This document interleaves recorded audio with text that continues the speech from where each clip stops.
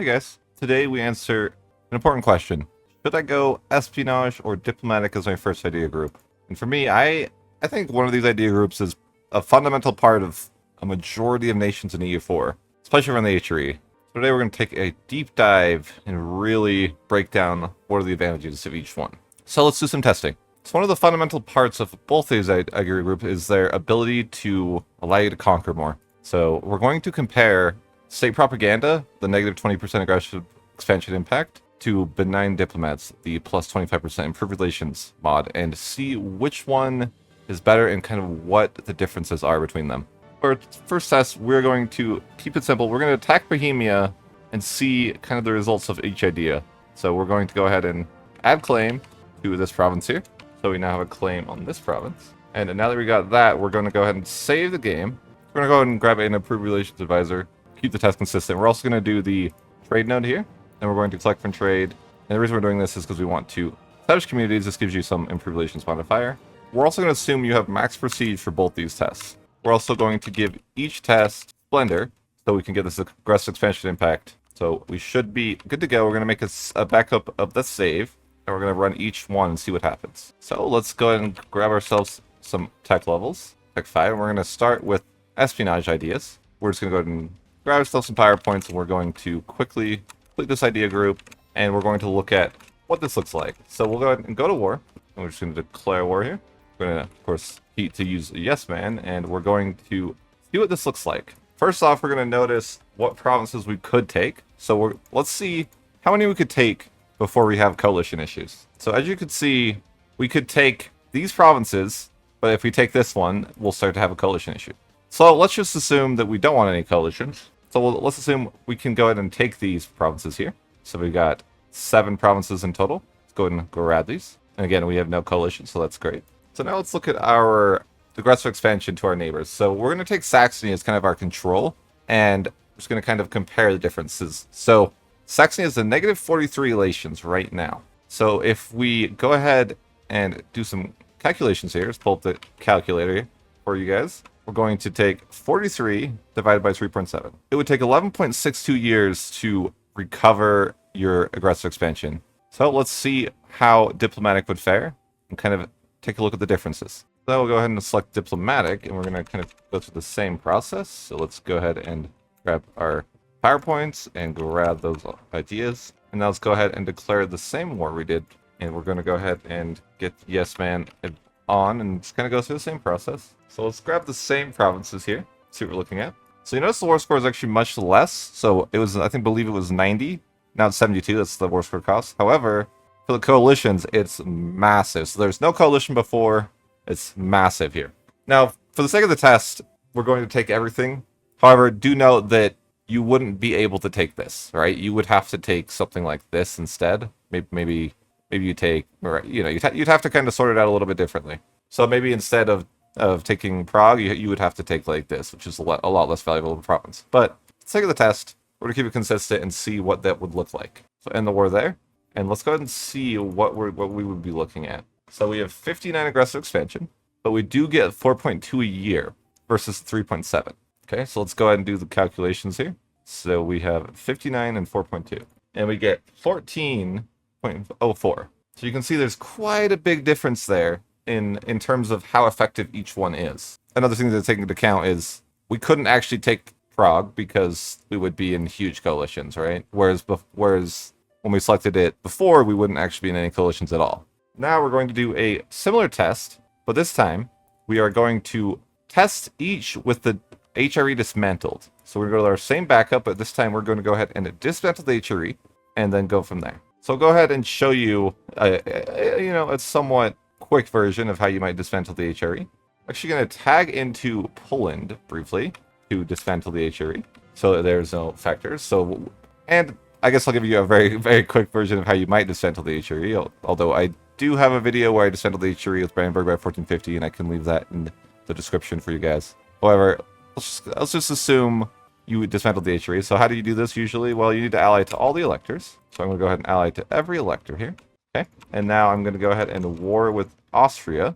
And to make this easy, I'm just going to, so I'll go ahead and attack Austria here. It doesn't really matter. I don't need a CB. This is always just for testing purposes. I have a Regency, I guess, so I can't actually attack. Guess I'll be waiting. Didn't think about that one. There we go. Okay. So we'll go ahead and attack here. No CB is fine. And we're gonna go ahead. Go to debug mode so we can see we have to occupy his capital. Okay, I don't really know if there's a way to occupy his capital. We're just gonna do it the old-fashioned way and give our tech 30 because I don't know the easiest way to do this. Give ourselves tech 30 real quick. Make things simple. Okay, so we got Veen sieged out, dismantle, and then we're gonna switch back. We'll wipe peace first, but we're gonna just kind of tag switch back to Brandenburg and see what this all looks like. So we're gonna go ahead and let's see what damage the AI did here. It's totally fine. It's nothing much yet. So we're gonna grab Tech 2 again, and we're gonna look at the difference now between kind of the same thing. So let's get our prestige back to where we were. Let's see, prestige 10. We got our prestige back to 100, and we're gonna go ahead and look at these different groups again with the HRE dismantled this time. Go ahead and attack here. Let's go ahead, let's make a save with the HRE dismantled. Do that real fast. Okay, so let's go ahead and do the same thing here. So let's start with espionage as we did that before. Grab our PowerPoints and let's take a look at what we could do. So we're gonna go ahead and play those 4 again and make sure we have our yes fan on. Click on, there we go. So let's go ahead and end the war when we can. So we're gonna, ooh, poor guys. We're gonna go ahead and end this war as before. And this is what we took before. It's the same 90% war score. And make sure, yeah, okay. So notice this time we could take the extra province because obviously the aggressor expansion is a lot lower, right? But you'll notice that we actually can't take anymore. But we're gonna take what we did before to keep it consistent. But keep in mind, diplomatic actually might take the advantage here because you might be able to take more provinces. But we'll take a look. We'll get to that in a second. So let's take what we did in the last war. And let's go look here, see what our aggressive expansion is. Now it's 31. So let's pull up a calculator again, and we'll say 31 divided by 3.7.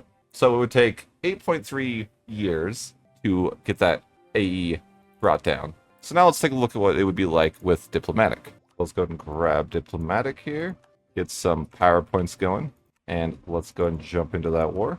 Let's make sure yes man is enabled. Okay, there we go. And let's take a look at what that might look like. So here we go. So you notice that I could take a bunch more provinces, and there'd be a coalition. So that'd be the consequence. Now let's look at what this would look like. Even there, you'll notice that we could have taken this with espionage. Again, we cannot take this with diplomatic because we're in coalition territory, right? So we're gonna keep it consistent, of course. We're gonna take just what we did the other war and see what that looks like. So we have Saxony here, which is our control, and so let's take a look at what that's going to look like. So keep in mind, espionage was 8.3 years, and now we're going to go ahead and do 43 divided by 4.2. So we have 10.23. So again, there is a significant difference in which one's more impactful. As you can see in both cases, HRE or no HRE, it's multiple years longer before the aggressive expansion would cool off. Not to mention, I could actually take more with espionage without a coalition forming in each case. However, that's not the only thing to consider between the two idea groups. So let's talk about it. So if we look at these idea groups, now that we've kind of factored in that we know state propaganda is better than the aggressive expansion impact. So now we can firmly say that state propaganda is better than what we have with diplomatic, which is the benign diplomats. So can say one is definitely more valuable than the other, although it does give an extra diplomat, so that's something to consider. However, we're going to kind of take it at base value here and kind of look at all diplomatic and look at the important things. So we have 2 diplomats, which is nice. And that could be used to, improve relations, stop coalitions, that sort of thing. We have diplomatic relations, which isn't very useful, I would say, unless you're like, someone like Austria or something, right? You have diplomatic advisor costs, not very useful. So those 2 kind of strike those as not being very useful. We have Diplo Rep, which is, of course, very useful. War score cost, -20, which is extremely useful, but not in the HRE. It is extremely useful outside of the HRE or in the late game. However, it is not going to be that helpful in the early game if you're in the HRE. If you're not in the HRE, that's a different story. We then have Diplotech cost, -10, which is decent. Not amazing, but decent. And then we have this lowered impact on stability for diplomatic actions. Again, this won't be helpful in the HRE because you're not going to truce break anyways. That'd be a ton of aggressive expansion. However, this is super potent late game, so we're going to keep that in mind. Now let's look at espionage. So the first one, espionage, transfer subject, peace treaty half cost, and cheaper claims. It's okay. It's not great. We're kind of just gonna we'll put that as meh. Obviously, talked about that one. We don't need to go over that. This one is very, very strong because the siege ability 10%. Siege ability is one of the best stats for conquering. Just straight up. Very, very good. Of course, this is a diplomat and we have advisor cost, so it's negative 50% advisor cost is another one that's pretty solid, I would say. We have this one. I love this one personally, the yearly corruption. This allows you to be very unbalanced, or if you have some aggressor expansion, it's going to, or rather if you're overextended, it's going to help you out a bunch. Knock that corruption. It's going to just overall going to help your corruption down. This one is useless. This one is pretty useless. And this one's useless, okay? So these three, these last couple things, not very potent. So all your potency really comes from these three, which in a way could be nice because all your strength comes kind of early. Something to consider as well is that you get state propaganda very early. So with that being said, let me give you some final thoughts about the two idea groups, because I do think diplomatic is one of the best idea groups as well, but it depends who you're playing. If you're in the HRE, probably you should take espionage unless you're like Austria, but Austria is unique because they've got the whole they need diplomatic reputation, right? So they're the exception. But other than that, if I was playing the HRE or really around Europe, I would probably take espionage first. But this is just my opinion. Let me know what you guys think. Of course, I want this to be a discussion, not just, hey, this is espionage is the best and that's it. That's not what I'm trying to do here. I'm kind of trying to give you my reasoning to why I think espionage and kind of give you some evidence to support my claims as well. Hope you guys enjoyed this. Please subscribe if you are enjoying this type of content. As always, have a great day. And seriously, let me know in the comments what you guys think. I want your guys' opinions.